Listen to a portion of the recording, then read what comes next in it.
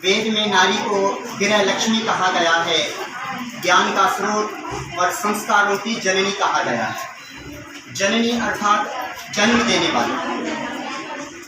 जन्म देने से माता को जननी भी कहा गया है।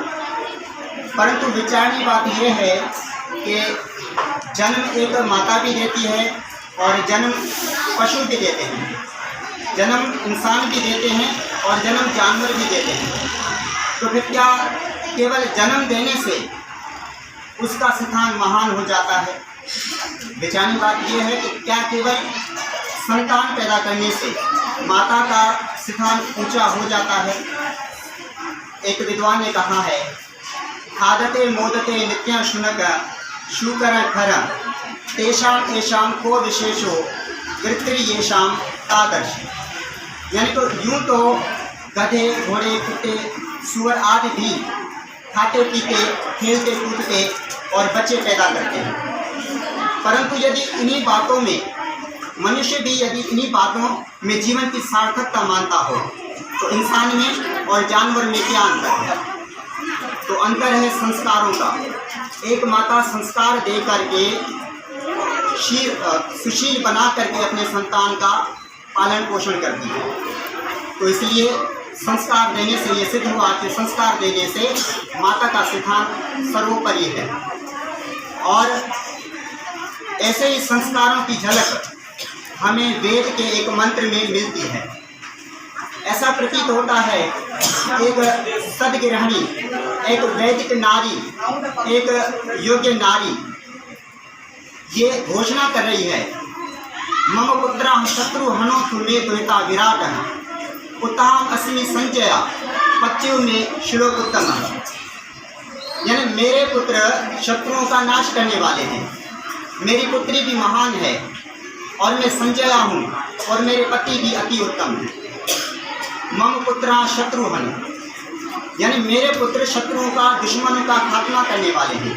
शत्रु भी दो प्रकार के होते हैं, एक बाहरी शत्रु और एक भीतरी शत्रु जो हमारे अंदर में होते हैं। बाहरी शत्रु वे जो चोरी करने वाले, चोर, जुआरी, शराबी, मांसाहारी, नारियों का शील भंग करने वाले, स्त्रियों से छेड़छाड़ करने वाले।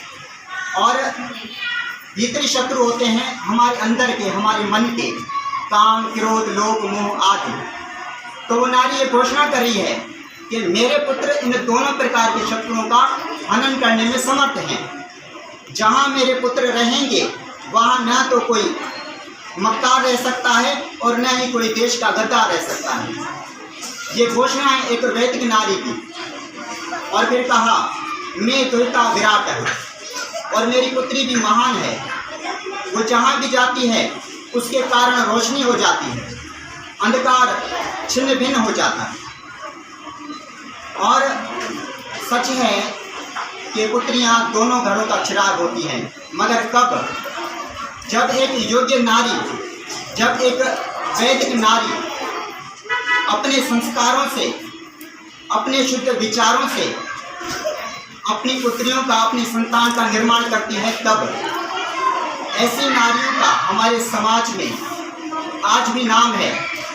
चाहे वो गार्गी थी, चाहे वो सीता थी, चाहे वो लक्ष्मी थी, चाहे वो अनुसुईया थी, उन्होंने सिद्ध किया कि नारी भी पुरुष से कम नहीं।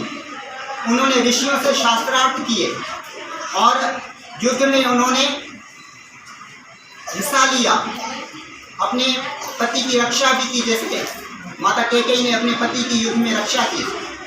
तो ये घोषणा है उस वैदिक नारी की। और फिर कहा कि मैं द्वैता विराट उत्ताम अस्मि संजया। उसने कहा कि मैं संजया हूँ। संजया, जया न जया, संजया। जया का अर्थ होता है कि जीत लेना, जैसे तैसे करके जीत लेना।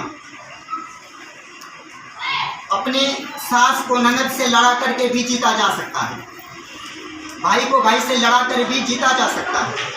मगर वो कहती है नहीं, मैंने ऐसे नहीं जीता, मैंने अपने परिवार को जीता है अपने गुणों से, अपने संस्कारों से। आज मेरे परिवार में मेरा मान है, सम्मान है। सारे घर की चाबियां मेरे हाथ में होती हैं। जब भी घर पे कोई अतिथि आता है, कोई मेहमान आता है, तो मेरे ससुर मुझसे कहते हैं कि पुत्री घर पर मेहमान आए हैं, और मैं उन्हें कहती हूँ कि आप निश्चिंत रहें। और मैं उनका जो है प्रबंध इस प्रकार से करती हूँ कि दोबारा उनको मुझे कुछ कहने की आवश्यकता नहीं पड़ती। तो इस प्रकार फिर इस मंत्र में आया, उत्तम अस्मि संजय पत्युः में श्लोक उत्तम, और मेरे पति भी उत्तम हैं।